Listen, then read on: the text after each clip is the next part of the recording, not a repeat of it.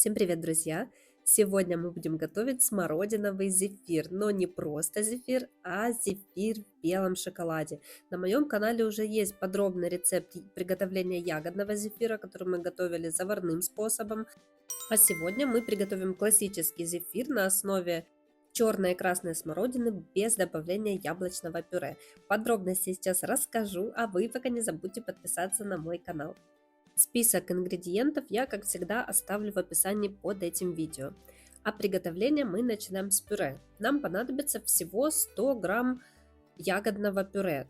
В данном случае пюре из красной и черной смородины. Так как у меня нет готового пюре, я готовлю его сама, поэтому для 100 грамм вам понадобится примерно 160 грамм замороженных ягод. Ягоды размораживаем в микроволновке, либо в сотейнике и затем просто пробиваем их блендером. В итоге у вас должно получиться 100 грамм пюре. В моем пюре не так много косточек, поэтому я не буду перетирать его через сито. Вы же можете сделать так, как вам нравится. Также нам понадобится насадка «Открытая звезда». У меня Атеко номер 868, но можете взять любую насадку, которая у вас есть. То есть мы заранее подготавливаем все для удобства для отсадки зефира. Так как масса будет горячая, у нас не будет времени все это делать в процессе, когда масса будет готова. Насадку вставляем в мешок, обязательно выбрасываем сразу хвостик. И берем высокий стакан, либо стакан от блендера, вставляем туда мешок и все. У нас практически все готово, мы не будем об этом думать в процессе. Также подготовьте любую поверхность для отсадки зефира. Подложка, либо разделочная доска. В общем, выбирайте любую поверхность, которую вы сможете куда-либо спокойно переставить. Ну что, переходим к самому интересному, к приготовлению зефира. Нам понадобится пюре, которое мы приготовили, куриный белок, сахар и щепотка лимонной кислоты. Все это в произвольной последовательности мы отправляем в дежун миксера. И одновременно будем готовить сироп. Для сиропа нам понадобится всего лишь вода, сахар и агар-агар. Все ингредиенты для сиропа мы отправляем в сотейник с толстым дном и будем варить на среднем огне. То есть в сотейник мы добавили сахар, агар-агар и воду. Агар-агар берите с силой геля 900. Если у вас сильный агар с силой геля 900 или 1000, просто пересчитайте количество ингредиентов для этого рецепта. Итак, мы одновременно варим сироп на среднем огне и взбиваем наш белок куриный с сахаром и с ягодным пюре. Сироп мы варим без градусника, без термометра, мы варим его до правильной консистенции. То есть после закипания его нужно варить 4, максимум 4,5 минуты. Какой консистенции он должен получиться, я чуть позже покажу. Должна быть тоненькая непрерывная ниточка. Вот этот белок еще не взбит. Я вам показываю, как не должен выглядеть белок. То есть даже если он слегка мягкий, появилась какая-то пена, нет, мы продолжаем взбивать. Белок полностью будет взбит, когда масса прям будет отскакивать от чаши, будет такой глухой звук, появятся такие небольшие ямки по бокам, значит белок уже готов. Как проверить сироп? Посмотрите, у него должна быть очень плотная ниточка, она не должна рваться. Если сироп стекает вот такой вот нитью, значит он уже готов. Белок у нас уже тоже готов, мы взбиваем его на максимальной скорости.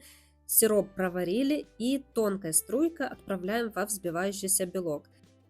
После добавления сиропа взбиваем еще буквально 15-20 секунд. Здесь слишком долго взбивать не нужно, потому что агар моментально схватывается. И теперь включаем свою максимальную скорость, работаем быстро и перекладываем нашу массу в уже готовый кондитерский мешок. Теперь вы поняли, почему мы сделали это быстро, потому что на данном этапе у вас уже просто не будет времени для того, чтобы подготовить мешок, выбрать насадку, подготовить рабочую поверхность. Нет, все делаем быстро, у нас уже все готово. Единственное, что нам нужно закрепить пергамент для того, чтобы он не ерзал. Пергамент, на котором мы будем отсаживать зефир. Отсаживать на фольгу я не рекомендую, так как влага в пергамент будет впитываться, а в фольгу нет. Как закрепить пергамент? Просто слегка зефирной массой закрепляем кончик пергамента, приклеиваем его к нашей подложке и все, теперь он не будет ерзать, и спокойно отсаживаем зефир. Так как я буду покрывать зефир шоколадом, я его Отсаживаю в форме такой вот ракушечки. Наверное, все знают эту форму, классическая форма зефира. Если вам не нравится зефир в шоколаде, то вы можете не покрывать его шоколадом. Но поверьте, именно ягодный зефир, именно в белом шоколаде получается максимально вкусный. И еще такой момент. Этот зефир мы готовили с пониженным содержанием сахара. То есть он вообще не приторно-сладкий, я бы даже сказала, у него такой нейтральный вкус. Поэтому с белым шоколадом данный зефир будет сочетаться просто идеально. Вот нейтральный зефир, слегка даже кисленький и сладкий белый шоколад. Поверьте, это идеальное сочетание. Когда я готовила зефир на заказ, мои клиенты обожали именно ягодный зефир из черной смородины в белом шоколаде. Получается безумно вкусно, советую вам обязательно попробовать. После того, как мы отсадили зефир, оставляем его сохнуть при комнатной температуре где-то на 5-6 часов. Так как мы будем покрывать зефир шоколадом, такого времени будет достаточно для сушки. Но если же вы планируете обвалять зефир в сахарной пудре без шоколада, сушите его 10-12 часов в зависимости от влажности в помещении. А мы переходим к приготовлению шоколада. Шоколад мы будем темперировать. Я уже в предыдущих видео неоднократно рассказывала, как темперировать шоколад, но белый шоколад мы будем использовать впервые. И в этот раз нам понадобится какао-масло. Шоколад я беру самый обычный, не в калетах, а тот шоколад, который продается в магазине, и каждый может его найти. Также нам понадобится пирометр для измерения температуры шоколада. К сожалению, без него не обойтись, поэтому если вы планируете работать с шоколадом, советую вам его приобрести. А мы переходим к приготовлению нашего шоколада, к темперированию.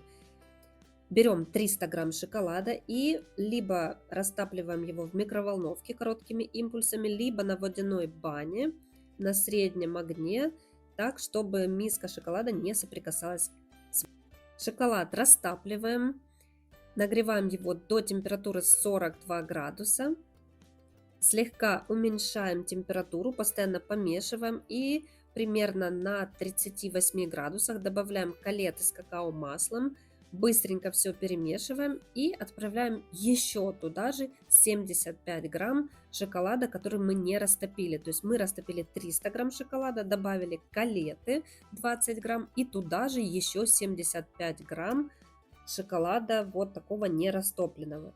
Для чего мы это делаем? Для того, чтобы кристаллизовать наш шоколад, чтобы он был плотный, красивый, без разводов и не таял во время того, как вы будете держать его в руках.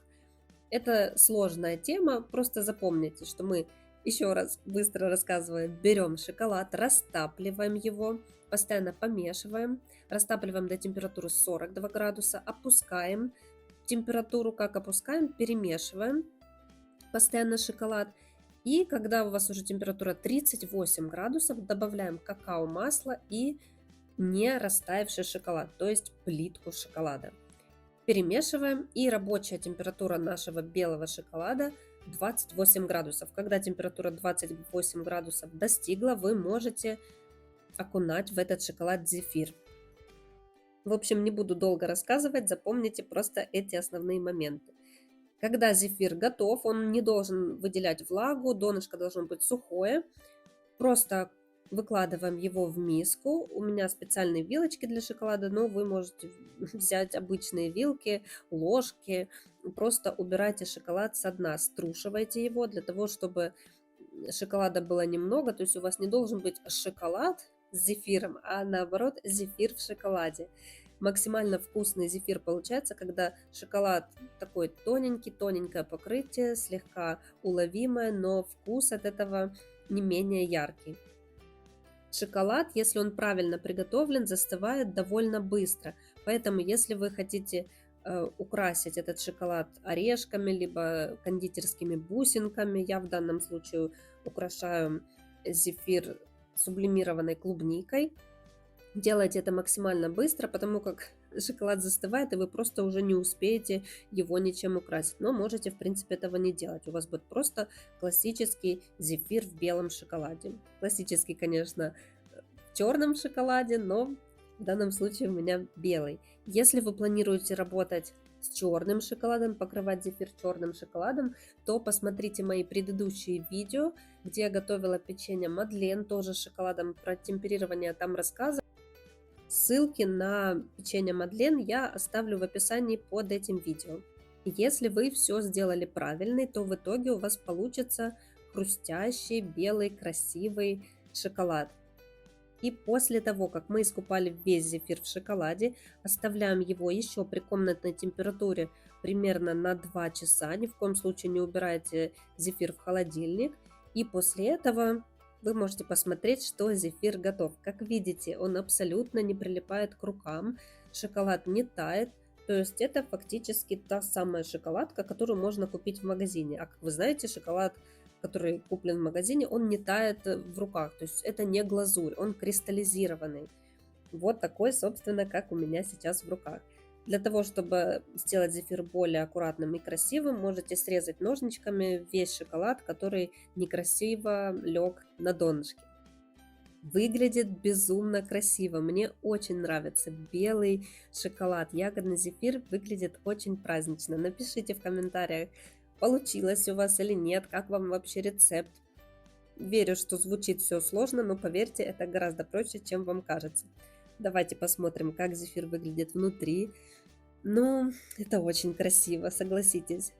А вкусно, обязательно попробуйте. И буду признательна, если в комментариях вы напишите, какие рецепты вам были бы еще интересны. Всем спасибо, берегите себя и до скорых встреч. Всем пока!